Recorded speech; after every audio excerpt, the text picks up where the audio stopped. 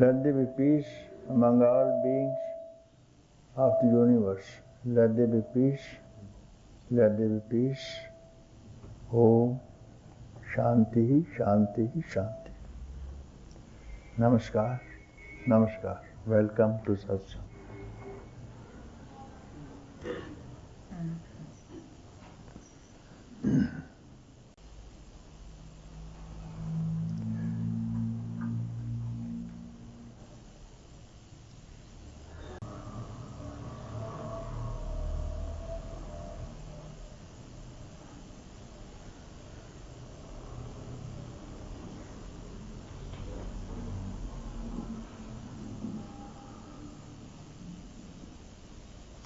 Notion is very important to speak about notion because whatever is created and whatever you see is notion. Don't be surprised. You have a tiny seed on the palm of your hand, maybe mustard seed. We use the mustard in India because it is the tiniest seed that we have, mustard seed or a banyan seed, or in the West, sesame seed, you can, whatever it is.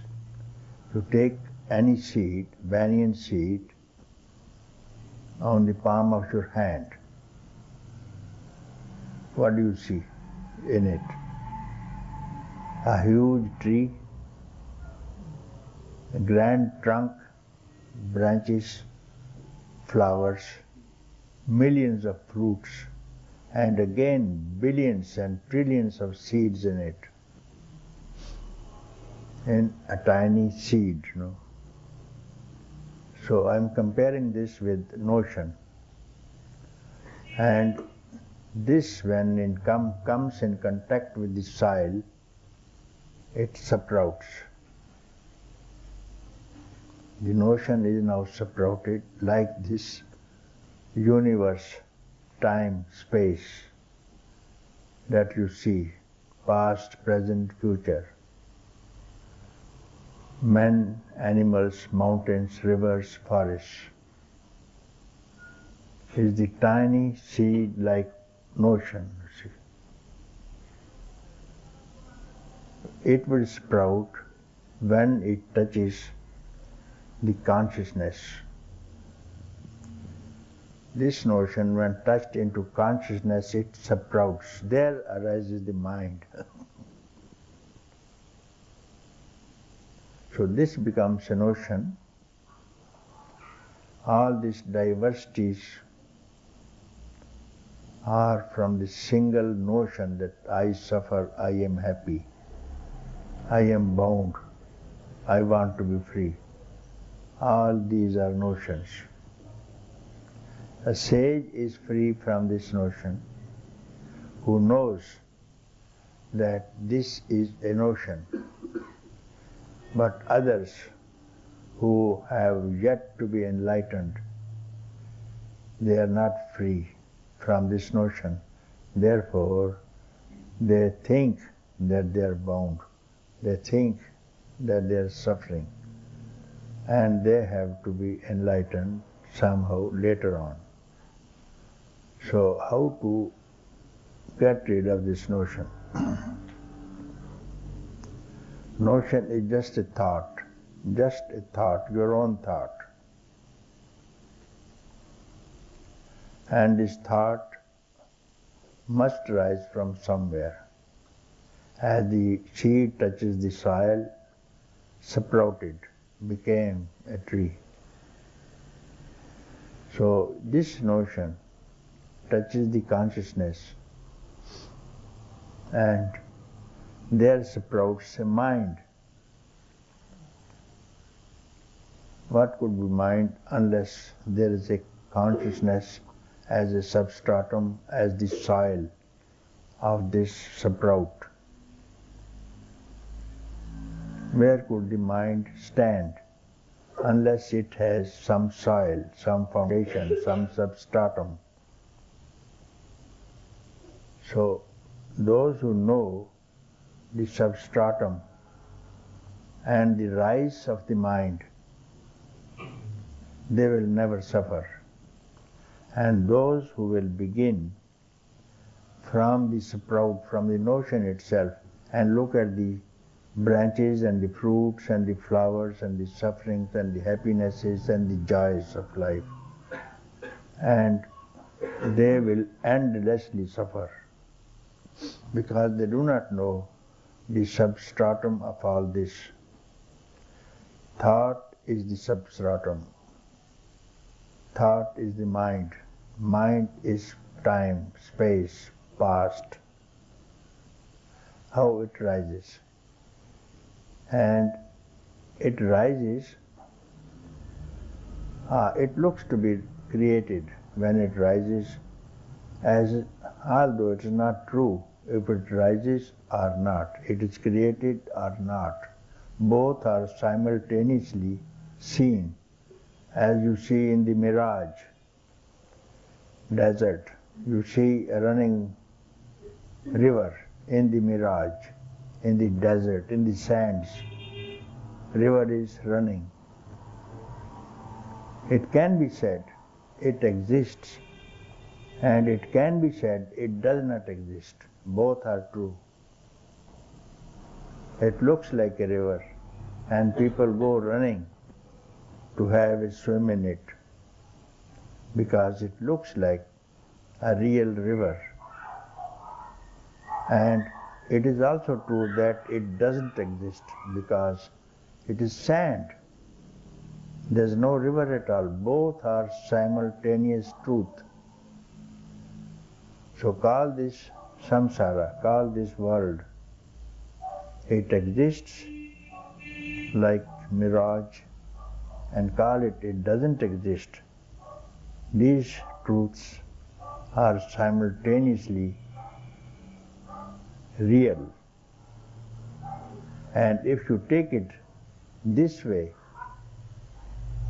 this is not real is also true, it is real is also true. Like the mirage and like the seed. And it is real because it sprouted from the consciousness. And as a notion, it is not true. So from the notion, there is the rise of ego. Ego of observer, observation and observed. Here the trouble starts, you see. So for the sage, this trouble is not there. His observer, observation and observed is the same. Therefore he is happy. And the one who is yet to be awakened, he thinks, I am the observer. And this object of observation gives me happiness. And I experience that happiness. He is surely in trouble. And he has to get rid of his own notions somehow. Sitting with the saint or investigating by his own discrimination, discernment, by the help of some wise people, he can do whatever he wants. So there are two things, you see, how to get rid of this ego that gives us diversity. And the one, there is no diversity. Yet in the other, diversity and unity are the same. Like that of the river in the desert is real and also not real. So there may be diversities also. If you know the basis, the substratum of all these diversities, dualities, like the waves in the ocean, are none different from the substance water. So let there be multiplicity of waves that cannot lose their oneness from the water. If even the diversities may be there, people may look different, having different views, having different shapes, different forms, but essence is one, and that essence is the same in all beings and non-beings. If you are aware of this, you are free, you are happy, and you are eternally blissful, because bliss comes if you are aware of consciousness. Bliss and consciousness, there is no difference. And diversities and sufferings, if you know their origin is consciousness, even then you don't have any problem. You must arrive, you must understand, you must reach that the underlying ground, the underlying essence is consciousness. When you look at people, when you look at mountains, when you look at river, when you look at your body, you must be conscious. You are conscious. When you sleep, you are conscious of waking state, you are conscious of objects, you are conscious of your activities. When you dream, also you are conscious of subtle activities, your relationships in the dream, you are quite aware. Your subjects and objects and experiences and objectivities and subjectivities also, you are conscious. So the basis of this activity is consciousness. And also in the sleep,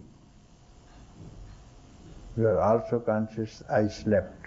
I had a very peace, sound sleep. You are conscious. So in all these three states are projected from the consciousness. So consciousness is there from where these things are afloat, floating into, projected in front of it. So that consciousness you are. Even transcending these three states, transcendental, the fourth state, you are also aware in that. And beyond the fourth state, Turiya state, also some mention about it, not known. Not known to anyone, because that is the depth of consciousness, you see. Even the word consciousness is no more found there. No words, no experiences, no I, you, he or she ever exists there. And this is the true nature, and this is the truth. This is the ultimate understanding, and this is always eternally present there. It is presence itself. It is presence itself. It's not absent any time. And what is not absent is called truth. It's called freedom. It's called wisdom. So whatever is truth, it must always be there, here, now, and everywhere. Omniscient, omnipresent. Omniscience and omnipresence is that what you are. All these waves in different forms, you have to playfully live along with and enjoy. This is your happiness.